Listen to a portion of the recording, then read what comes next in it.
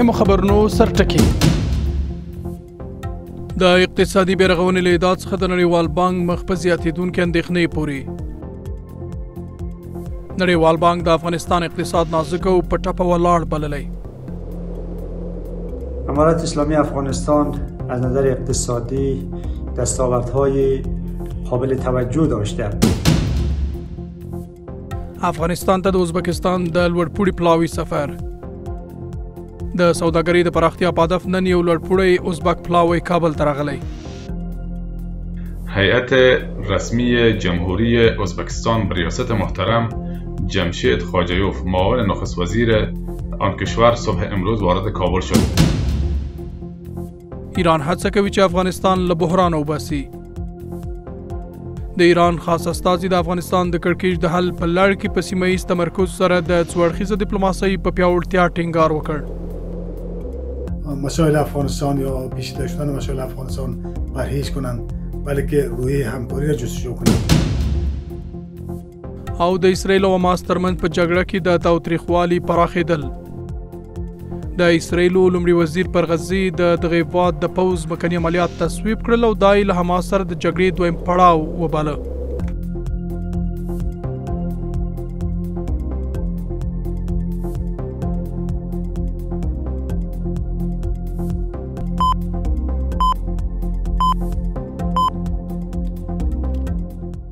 د لوی او بخونکي خدای په نامه سلامونه وخت مو په خیر. له یو ټلویزیون څخه تر دې مهاله وروستۍ او مهمو خبرونو ته ښه راغلاست. نړیوال بانک په خپل تازه راپور کې ویلي چې د اسلامي امارت له بیا راتګ وروسته د افغانستان اقتصاد په ټپه ولاړ دی. دغه بانک د اکتوبر په میاشت کې په خپل راپور کې زیاته کړې چې په افغانستان کې د انفلاسیون کچه ټیټه شوې ده او د روان کال اپریل میاشتې راهیسې د توکو د بیې له کمښت سره خلک نشي کولی چې د پیسو د ورکړې توان پیدا کړي. نړیوال بانک وايي په تیرو 2 کلونو کې د ځوانانو او ښځو بیکاري 2 برابره شوې او د غراض بېوزلي په لوړه کچه کې ده او د ښځو په وړاندې د اوسني حکومت محدودیتي سیاستونه د افغانستان اقتصاد ته زیان رسوي. د نړیوال بانک د راپور له مخې د افغانستان اقتصاد لا هم پر بهرنیو مرستو متکی دی او د هېواد مالي سکتور له بېثباتۍ او د مایعاتو له ننګونو سره مخ دی. د افغانستان اقتصاد ته د نړیوال بانک اندېښنه. نړیوال بانک په خپل تازه راپور کې ویلي چې واک ته د اسلامي امارت له رسېدو وروسته د افغانستان اقتصاد د رکود په لور روان دی. دغه بانک د اکتوبر میاشتې په راپور کې زیاته کړې چې په افغانستان کې د انفلاسیون کچه کمه شوې او د روان کال اپریل میاشتې را په دې خوا که څه هم د توکو بیه راټیټه شوې خو خلک یې د اخیستو توان نه لري. د طالبانو له موقت ادارې وروسته د افغانستان اقتصاد لا هم له بې باورتیا او کمزورتیا سره مخ دی. د طالبانو له واکمنۍ وروسته د افغانستان اقتصاد پرله پسې 2 کلونو لپاره په ټپه ودرېد. په 2021 کال کې 0.7% او په 2022 کال کې 4.2% د بحران ټول سکتورونه اغیزمن کړل. سره له دې چې سږکال د انفلاسیون کچه له خپل اوج څخه 13.3% راټیټه شوې او د توکو بیې راټیټې شوې دي خو بیا هم خلک د اخیستو توان نلري. در افغانستان چیزی خطرناکی وجود داره که سطح مصرف است. ما بحران مصرف است. ما سطح مصرف فوق العاده پایین داریم. این سطح آمدن یا سطح مصرف پایین باعث میشه تقاضای مصرف در بازار صورت نگیره و قیمتات اندازی شور نخوره. از این لحاظ است که ما 100% ثبوت از این است که با هر تغییری که در بازار صورت میگیره افغانی چون به اساس تصمیم سیاسی بانک مرکزی و دولت صورت میگیره این نه به اساس مکانیزم بازار و نه به اساس عرضه و تقاضا صورت نگرفته. از این لحاظ هیچ گونه تاثیر بالای بازار کالایی نمیکنه.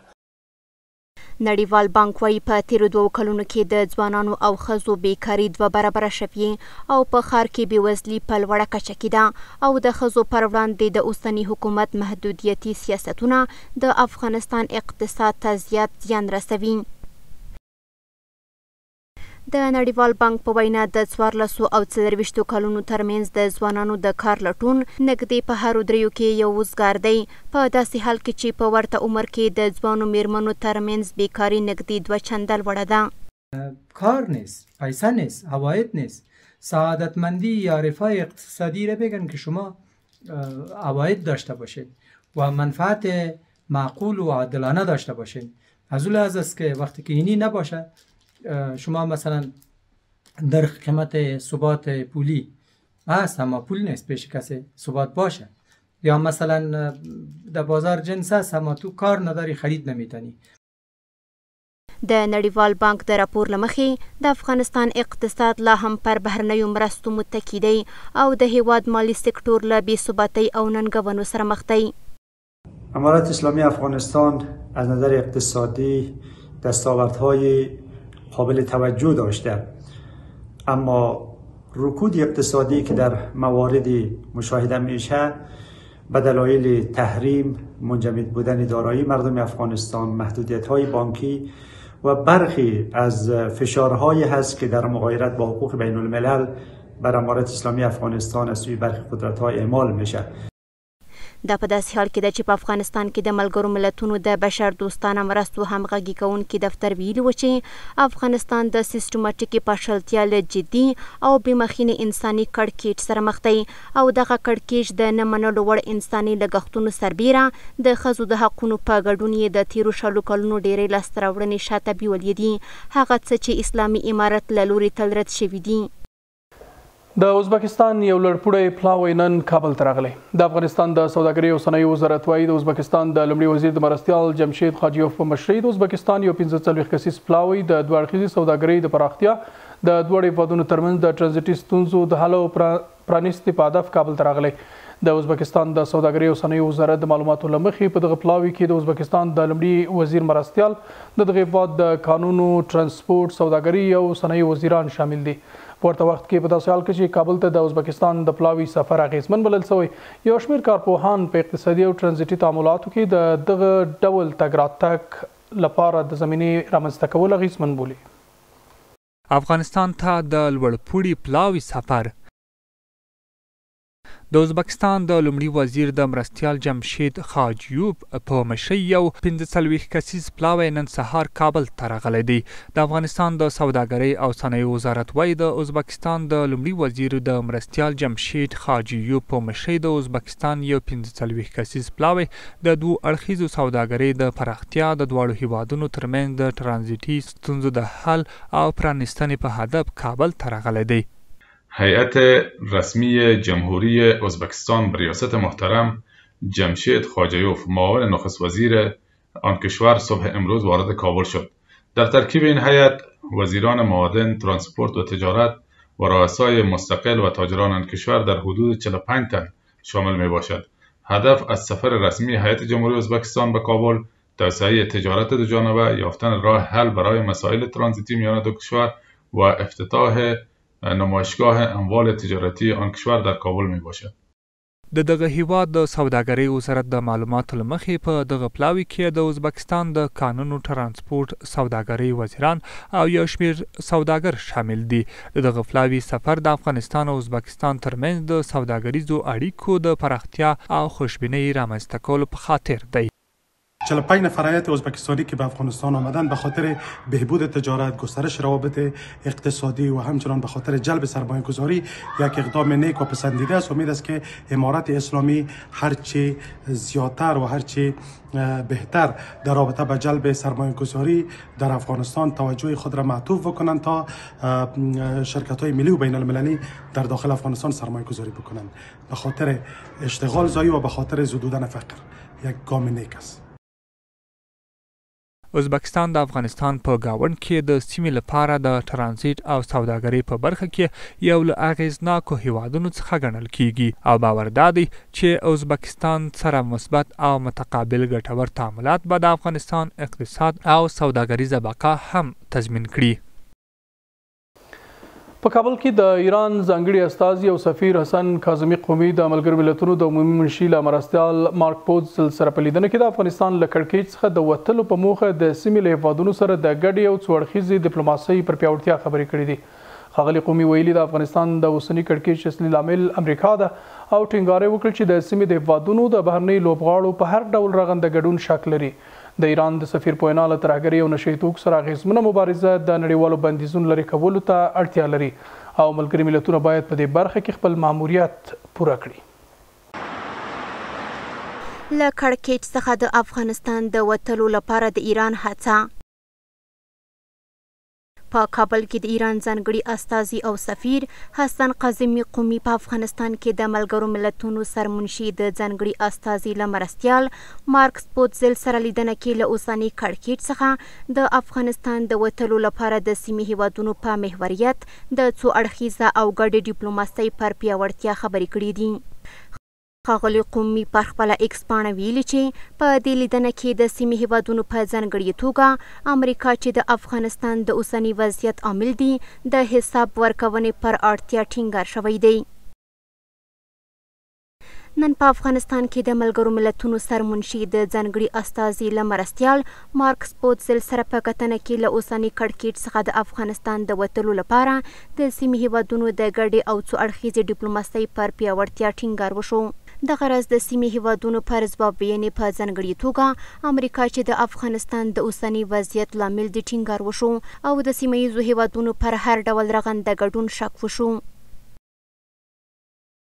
کرسی سازمان ملل که سرپرست است به اون نامش سرپرست به منظور گفتگو و نهادی نشدن حکومت همه شمول یا حکومت قانون به طالبان سپرده شود تا هرچی ما از دستگاه های دیپلماسی دور باشیم خطر جنگ داخلی و جنگ بین منطقوی بالاتر شده میره. په افغانستان کې د ایران د ولسمشر ځانګړي استازي او سفیر دغه راز ویلي چې د ترهګرۍ او نشه یي توکو پر وړاندې د ګټورې مبارزې لپاره اړتیا ده چې نړیوال تحریمونه لرې شي.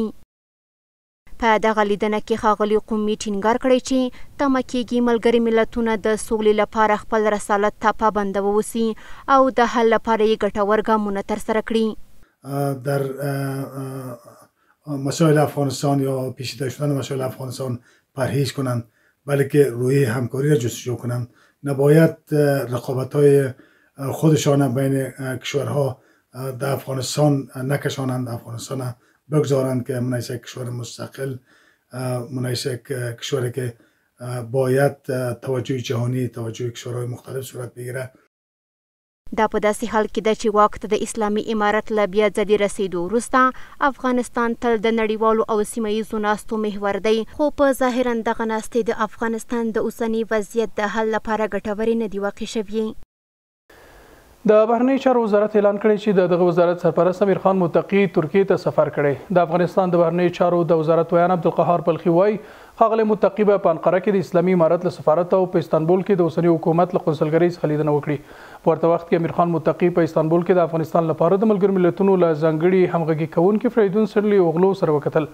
د بهرنیو چارو وزارت سرپرست په دې ناسته کې ویل چې د افغانستان د شتمنۍ بندول او د دغې ډلې پر چارواکو بندیزونه له نړۍ سره د رغنده تعامل خنډ ګرځي. ترکیې ته د امیر خان متقي سفر. د بهرنیو چارو وزارت اعلان کړی چې دغه وزارت سرپرست امیر خان متقي ترکیې ته سفر کړی دی.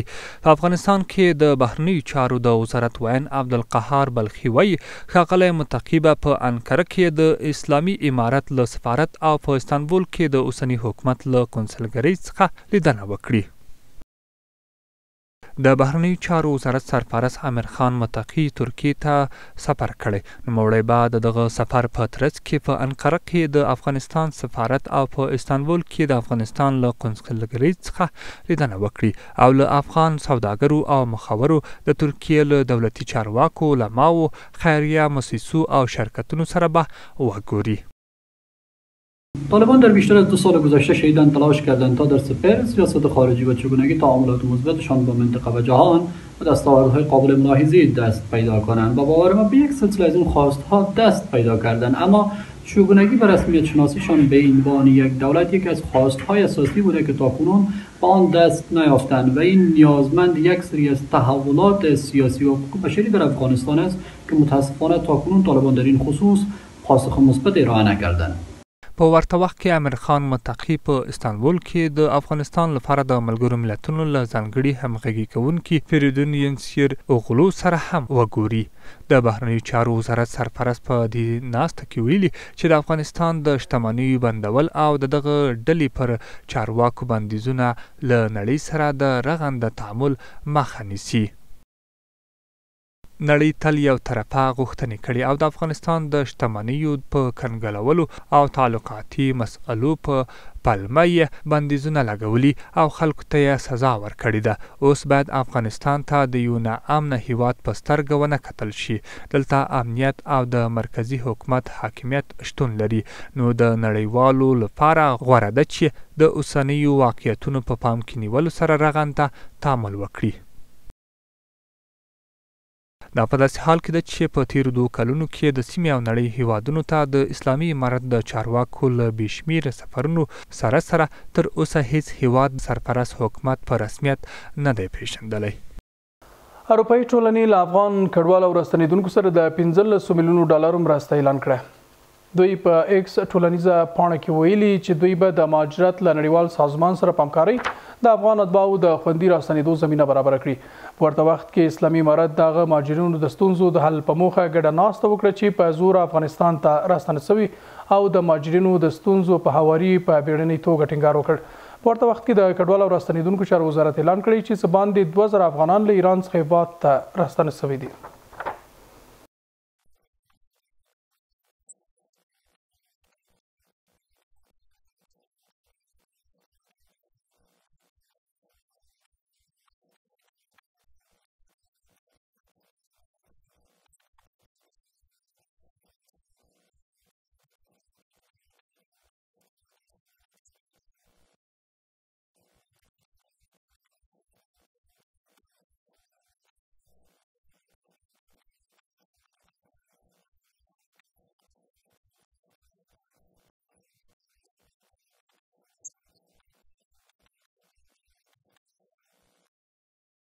هر مبلغی که برای بازگشت کنندگان افغانستانی از سوی اتحادیه اروپا اختصاص داده شود میتواند کمک به آنها موثر باشد، ولی وقتی ما میبینیم که به تعداد بزرگی از مهاجران افغان روزانه به کشور خود بازگشت میکنند و یا هم از سوی کشورهای همسایه و سایر کشورهای دنیا دیپورت میشوند، این مبلغ کافی نبوده تا به همه نیازهای این افراد پاسخ دهد، چون که این افراد به دنبال زندگی و امنیت پایدار هستند، بلکه فراهمسازی منابع اساسی، تسهیلات مسکن و پشتیبانی شغلی برای این افراد بسیار مهم است.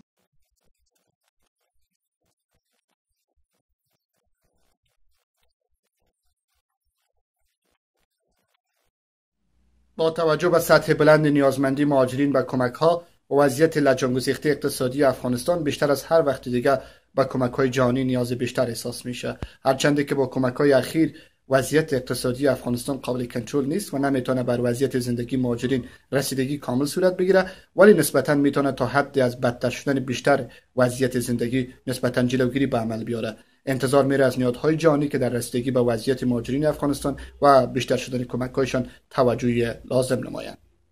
2 روز به مهلت اخراج اجباری هموطنان عزیز ما مانده و دفاتر و انجوهایی که در امور پناهندگی به خصوص دفتر سازمان ملل متحد و انجوهایی که در امور پناهندگی فعالیت دارند هنوز نتوانستند یک راه حل درستی برای این بحران پیدا کنند و ما از دفاتر و سازمان ملل متحد خواهش داریم که هرچه سریعتر بتوانند با مقامات عالی رتبه پاکستان هم کلام و هم صحبت چند که بتوانند یک راه حل بهتر به دست بیارن.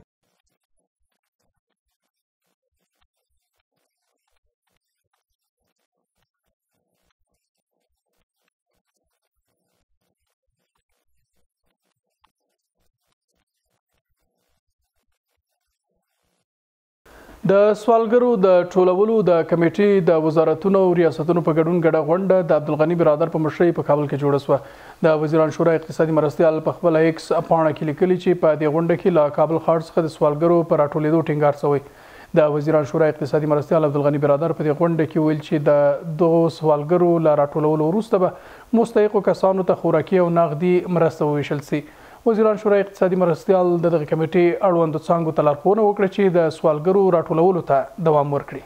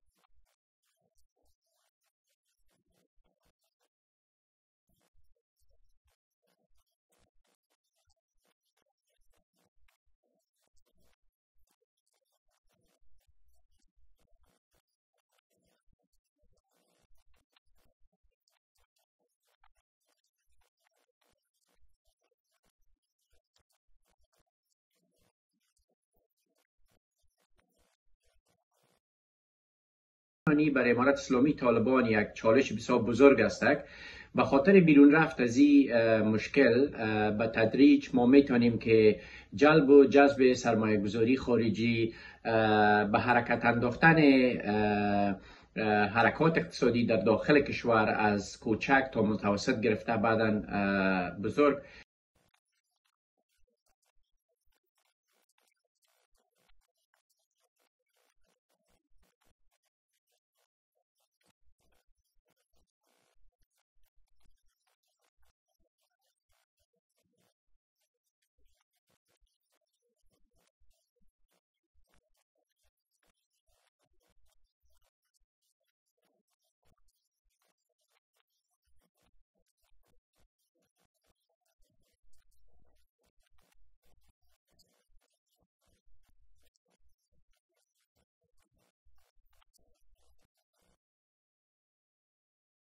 او د بشردوستانه مرستو د همغږۍ دفتر د هرات د زلزله ځپلو لپاره د مرستو د وضعیت په اړه یو راپور خپور کړ چې پکې ویل شوي څه باندې 73,000 کورنۍ د بشري مرستو تر پوښښ لاندې راغلي دي او دوی لا زیاتو مرستو ته اړتیا لري. دا په داسې حال کې ده چې د زندهجان له خونړۍ زلزلې وروسته د هرات ولایت ځینې برخې د ډېرو زلزلو شاهد وي او په وروستۍ پیښه کې تېره شپه یو ځل بیا د ریاکټر په کچه 4.5 درجې زلزلې ولړزاوه.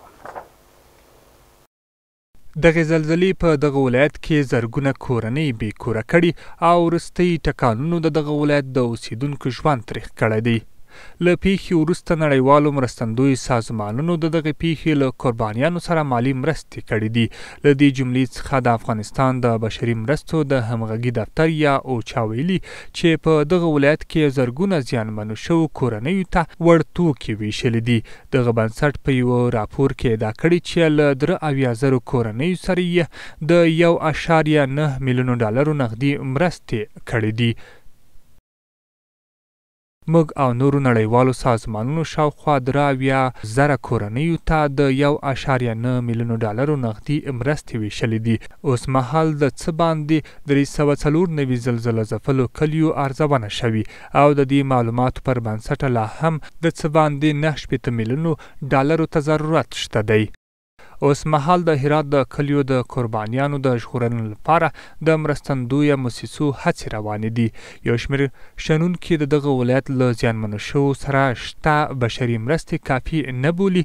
دوی له مرستندویه بنسټونو غوښتنه کوي چې د هرات زیانمنو شوو ته د مرستې لاس زیاتې کړي. باید یک اقدام دقیق درست و همه‌جانبه صورت بگیرد تا کمک ها به شکل درست مدیریت شود و مستقیم برسد و دو فساد و سوء استفاده وجود نداشته باشد. په هرات کې د زلزلو شدت د کلیوالو خلکو ژوند تریخ کړی دی چې له کورونو بهر شپې تیروي ځکه چې وخت په وخت د خونړۍ زلزلې وروستي ټکانونه د خپلو کورونو پرېښودو ته دوی اړ باسي. تیره ورځ هم دغه ولایت یو ځل بیا د ریختر په کچه 4.5 درجې زلزلې ولړزاوه خو تر اوسه یې کره معلومات نشته ده. د اسرایل لومړي وزیر بنیامین نتنیاهو پر غزې د دغه هیواد د پوځ مکني عملیات تصویب کړل او دا یې له حماس سره د جګړې دویم پړاو بللی. په همدې حال کې پر غزې تړانګې د اسرایلو په غچ اخیستونکو بریدونو کې د وژل شوو کسانو شمېر له 8,000 څخه اوښتی چې ډیری ښځې او ماشومان دي. له بلې خوا د عراق مقاومت اعلان وکړ چې د فلسطیني مقاومت د الاقصی طوفان له عملیاتو سره د پیوستون په لړ کې د سوریې په ختیځ کې د امریکې الشهادي اډه په 2 بي-پلوټ الوتکو سره پنخه کړې. نن سهار سرچینو اعلان وکړ چې د دیر الزور په ختیځ کې د عمر د تیلو په ساحه کې د امریکا اډه هم پنخه شوې ده. همدارنګه د سویلي کوریا پوځ اعلان وکړ چې د دوی او د متحده ایالاتو ځواکونو د دوی د اردو د عصري کولو هڅو د یوې برخې په توګه د بي-پلوټ الوتکو، بي-پلوټ موټرو او لیزر اسنسینګ سوټونو سره ګډ تمرینات ترسره کړي دي. په دې اړه نور جزئیات په دې ویډیو کې څرګند. د اسرایل لومړي وزیر بنیامین نتنیاهو پر غزې د دغه هیواد د پوځي ځمکني عملیاتو تصویب کړل او دا یې له حماس سره د جګړې دویم پړاو بللی دی. بنیامین نتنیاهو د اسرایلو په پلازمینه تل اویو کې په یو خبري کنفرانس کې خپل اطباعو ته وویل چې د یوې سختې او اوږدې جګړې تمه دې وکړي. د رویټرز په وینا په غزه کې ځمکني عملیات دا مهال ورو ښکاري، خو نتنیاهو ټینګار کړی چې د حماس څخه د 200 یرغمل شوو خوشي کولو لپاره به له هیڅ ډول هڅو څخه ډډه ونه کړي. په همدې حال کې د حماس مشر په یو بیان کې اعلان وکړ چې دا ډله چمتو ده چې د اسرایلو په زندانونو کې د ټولو فلسطیني بندیانو سره سمدستي اسرایلي یرغمل تبادله کړي. له بلې خوا الجزیرې خبر ورکړی چې د شنبې په شپه د اسرایلي پوځ او حماس د ځواکونو ترمنځ د ناولز په سیمه کې او په لویدیځه غاړه کې د اسکار په اډه کې سخته جګړه شوې ده. په همدې حال کې د اسرایلو د غچ اخیستونکو بریدونو له امله د وژل شوو کسانو شمیر له 8,000 څخه اوښتی دی چې ډیری یې ښځې او ماشومان شامل دي.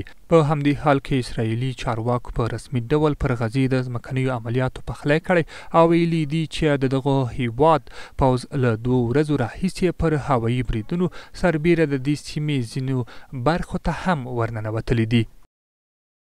او دا هم د لوبو له ډګره څو خبرونه.